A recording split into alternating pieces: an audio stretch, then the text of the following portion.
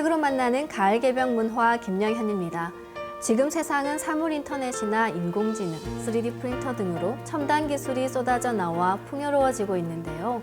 또 다른 한편에선 전쟁이나 기후변화, 테러 등으로 세상을 암울하게 하고 있습니다.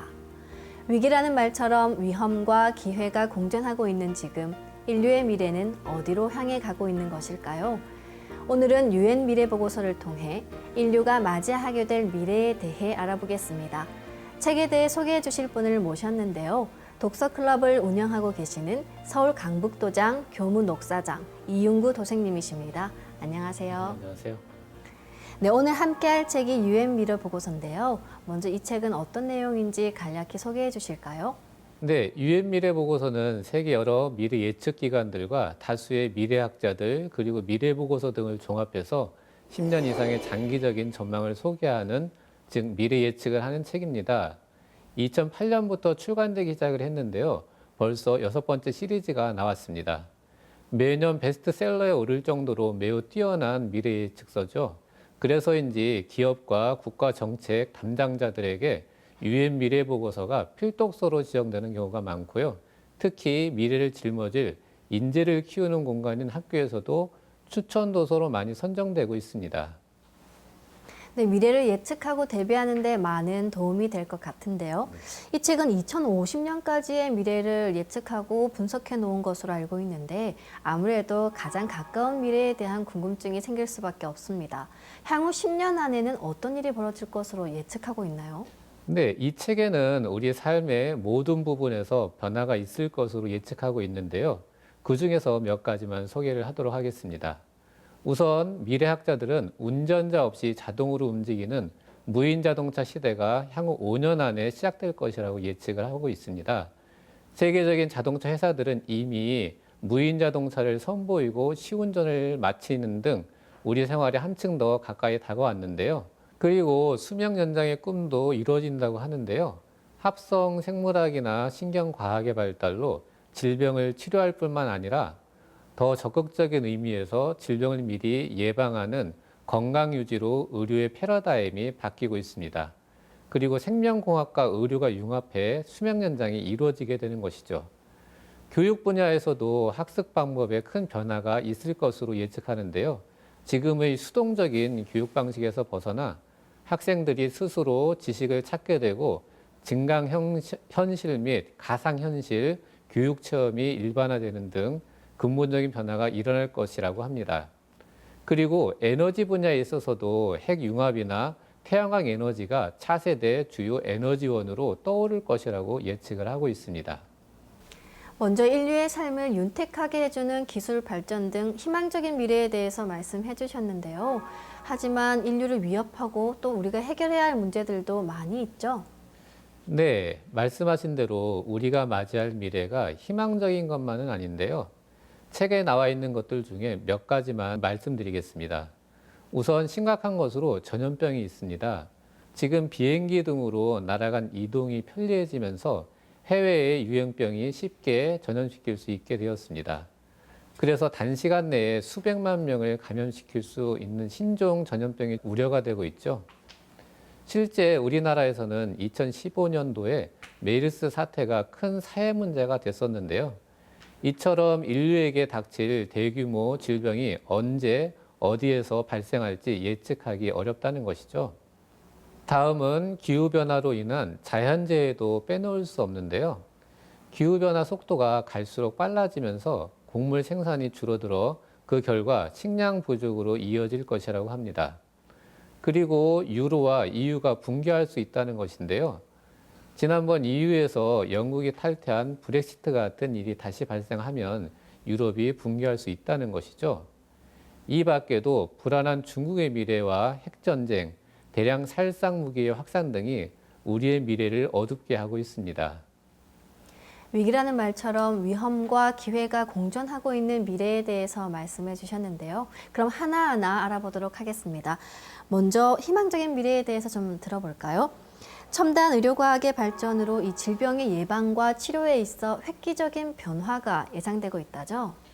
네, 미래에는 첨단 의료과학의 발전으로 질병의 의미가 재정의 된다고 하는데요.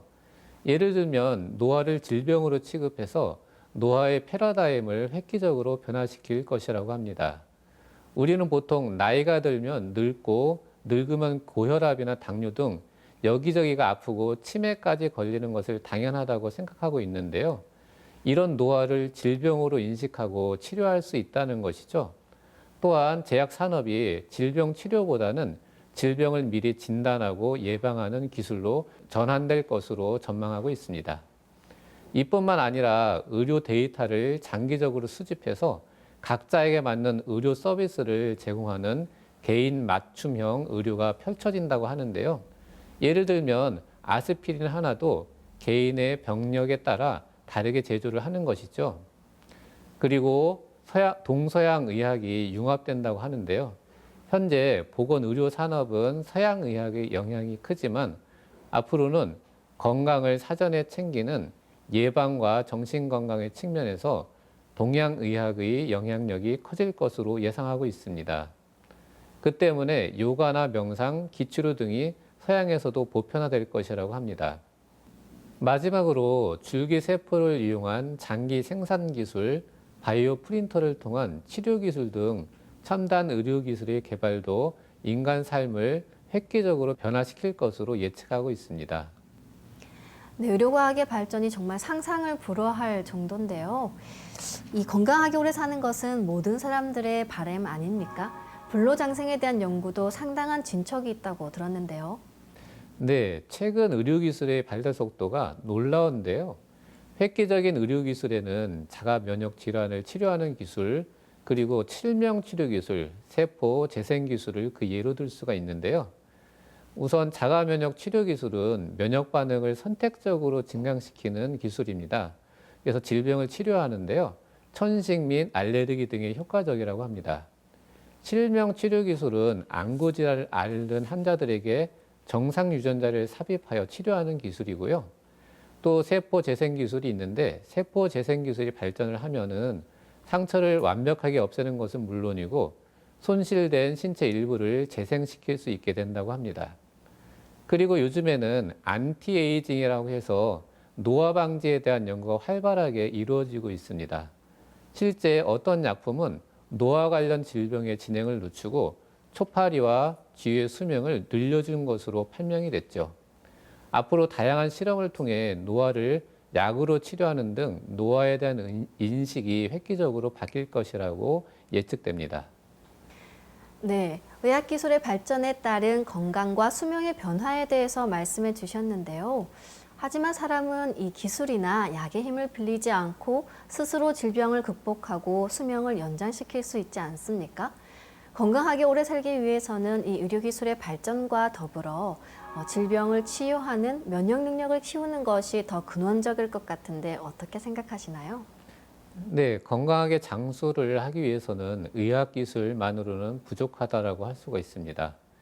인간 자신이 스스로 건강할 수 있는 몸과 마음을 가지고 있는 것이 중요한데요. 이를 가능하게 해주는 것이 수행입니다. 조금 전에 미래에는 동서양 의학이 융합되고 요가, 명상 등 수행이 보편화될 것이라고 말씀드렸는데요. 수행을 하면 인간의 생명을 유지시켜주는 2대 동력원인 몸의 물기운과 불기운이 서로 통하고 순환하면서 몸이 건강해집니다. 나아가 천지와 하나 되는 중도의식으로 들어가 깨달음에 이를 수 있게 되는데요. 특히 상제님께서는 가을 개벽기를 맞아 인간이 하늘과 땅의 꿈과 이상을 이루는 태일이 되게 하는 공부법을 내려주셨는데요. 그것이 바로 천지의 조화성신을 받아내리는 태울조 주문입니다. 태울조는 수기 저장 주문이니 병이 범치 못하느니라. 내가 이 세상의 모든 약 기운을 태울조에 붙여 놓았나니 만병통치 태울조니라는 말씀대로 태울조는 몸의 천지의 조화 기운인 수기를 축적시켜 주기 때문에 태울조를 많이 읽으면 몸의 저항력과 면역력이 강화되어 모든 병을 물리칠 수 있게 됩니다. 네, 건강한 삶을 살기 위해서는 이 수행이 꼭 병행되어야겠네요. 상지님께서도 모든 백성의 쇠병사장을 물리쳐 불로장생의 영락을 누리게 한다고 하셨는데요. 이 현 과학기술의 발전이 앞으로 열리는 후천 성경의 기초가 될 수 있겠네요. 네, 그렇습니다. 태모님께서도 후천 성경에는 수가 상등은 1200세요, 중등은 900세요, 하등은 700세니라라고 하셨는데요. 이렇게 사람들이 불로장생하는 후천 성경이 열리기 위해서는 의학의 비약적인 발전이 뒷받침되어야 합니다. 최근 과학자들도 생명과학과 나노기술의 발달, 줄기세포의 이용 등으로 수십 년 내에 질병 없는 세상이 도래하며 인간의 수명이 300세까지 연장될 것이라고 예측하고 있어요. 질병과 노화로부터 완전히 해방이 되는 세상이 더 이상 꿈이 아닌데요. 하지만 후천 성경이 열리기 위해선 이것만 가지고 되는 것이 아닙니다. 모든 만물은 근본적으로 하늘과 땅에서 태어나 그 영향을 받고 살아가고 있는데요. 그런데 지금까지 우리가 살아온 천지는 지축이 기울어져 있어서 음양의 부조화가 일어나고 있습니다. 그 때문에 자연재해와 전쟁, 질병 등 인간 삶을 파괴하는 일들이 수없이 벌어지고 있는데요. 후천 가을이 되면 지축이 정립되어 1년이 360일이 되면서 시공세계가 새로운 차원으로 들어가게 됩니다. 이때 인간 또한 큰 변화를 겪게 되는데요. 즉 천지의 기운이 바뀌면서 소천지인 인간의 유전자 구조, 신체 구조, 인식의 지평 등도 근본적으로 바뀌게 됩니다. 너희들은 환골탈태되어 키와 몸집이 커지고 옥골풍체가 되느니라 라고 하신 상제님 말씀처럼 용모가 아름다워지고 체형도 지금보다 훨씬 커져서 옥골풍체가 되는 것이죠. 그리고 빠진 이가 다시 나고 굽어진 허리도 다시 펴지면서 무병장수를 하게 됩니다.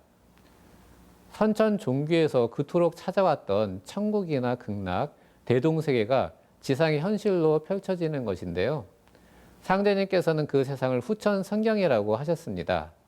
다시 말씀드려서 지금 과학 문명은 상제님 천지공사에 따라 후천 조화 성경을 여는 초석이 된다고 할 수 있겠습니다. 상지님께서 열어주시는 후천 성경은 인류의 꿈과 이상이 실현된 진정한 현실 성경이라고 할 수 있겠네요. 이제 약간 주제를 바꿔서 여성의 지위 향상에 대해서 얘기 나눠볼까요? 지금도 여성의 사회 참여가 많이 늘고 있는데 앞으로는 더욱 활발해질 거라죠? 네, 그렇습니다. 현대에는 여성의 사회 참여 비율이 점점 더 높아지고 있는데요. 현재 143개 국가가 헌법으로 양성 평등을 보장하고 있죠. 현실적으로도 여성들이 사회적, 정치적, 경제적 의사결정에서 동등한 파트너가 되고 있습니다. 특히 여성의 시민권과 정치권이 향상되어서 이제 여성의 투표권은 보편적인 권리가 되었는데요. 더 나아가서 지난 20년간 의회에 진출한 여성은 2배로 증가했고 24명의 여성이 국가원수나 정부 수반의 역할을 맡는 등 여성의 권리가 늘어나고 있고 미래에도 더욱 증대가 예상된다고 할 수 있습니다. 말씀하신 대로 여성의 인권이 점차 좋아지고 있는데요. 하지만 아직도 우리나라뿐만 아니라 다른 나라에서도 정도의 차이가 있을 뿐이지 여성 차별은 끊이지 않고 있지 않습니까? 네, 말씀하신 대로 아직은 남녀의 성평등은 멀기만 한데요. OECD의 보고에 따르면 전 세계적으로 여성의 고용률은 20에서 50% 정도에 불과합니다. 그리고 대부분의 여성의 급여는 남성의 급여보다 적다고 하죠. 그리고 유네스코는 2010년에 젊은 남성의 문해력은 92%에 비해 여성은 87%에 그쳤다고 발표를 했습니다. 교육의 차별로 인해 8억 명의 여성이 자신의 경제적 기회를 계산하는 데 필요한 문해력이 부족한 상황이라는 것이죠. 또한 여성들은 성폭력에서도 자유로울 수가 없는데요. 아프리카의 대부분의 지역과 아시아 지역에서 1억 4천만 명의 여성들이 피해를 입었습니다.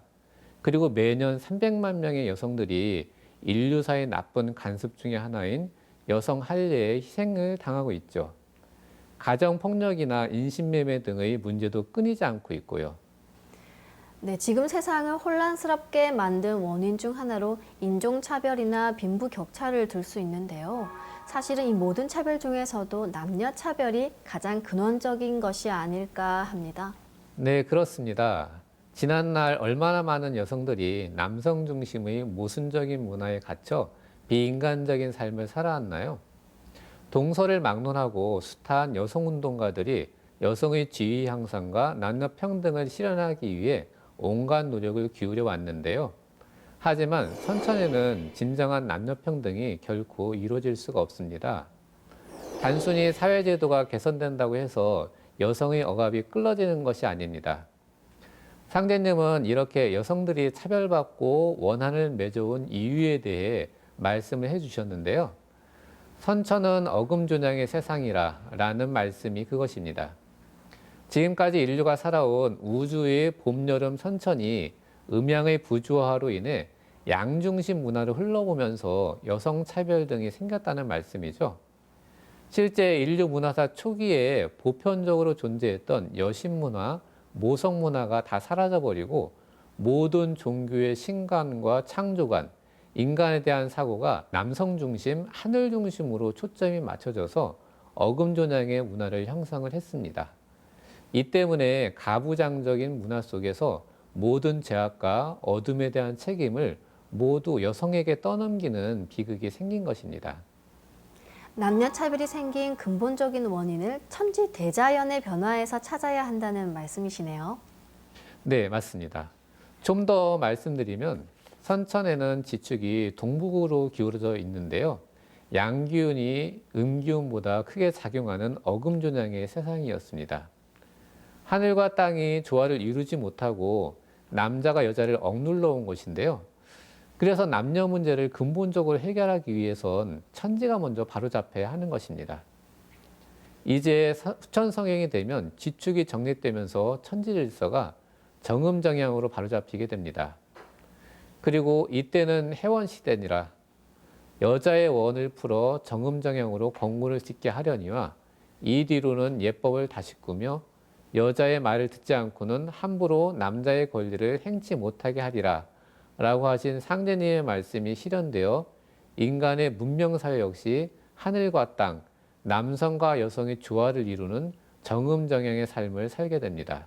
UN 미래보고서를 통해서 인류가 맞이하게 될 미래에 대해 알아봤는데요. 첨단 과학기술의 발달로 인해 의료혁명, 과학혁명 등 희망적인 미래가 있는가 하면 자연재해, 질병 등 어두운 미래가 함께 하고 있다는 것을 알 수 있었습니다. 하지만 분명한 것은 미래는 우리 곁에 생각보다 더 가까이 와 있다는 것인데요. 우리가 예상치 못했던 미래가 급격하게 현실로 다가오고 있는 것이죠. 그러므로 밝은 미래를 열기 위해선 먼저 미래를 예측하는 안목을 키우고 적극적으로 대비하는 자세가 중요하다고 말씀드리고 싶습니다. 네. 지금까지 이윤구 도생님을 모시고 조만간 인류가 맞이하게 될 미래의 모습에 대해 함께 얘기 나눠봤는데요. 1부 순서는 여기서 마치고 다음 시간에 다시 이어가도록 하겠습니다. 소중한 말씀 감사드립니다. 감사합니다. 네, 지금까지 UN 미래 보고서 1부 함께 하셨는데요. 막연하게 생각했던 미래의 모습이 좀 더 구체적으로 다가오는 것 같습니다. 하지만 장밋빛 미래만 있는 것은 아니죠. 다음 시간에는 인류가 해결하고 극복해야 할 문제들을 중심으로 미래를 예측해 보는 시간 가지겠습니다. 2부에서 다시 뵙겠습니다.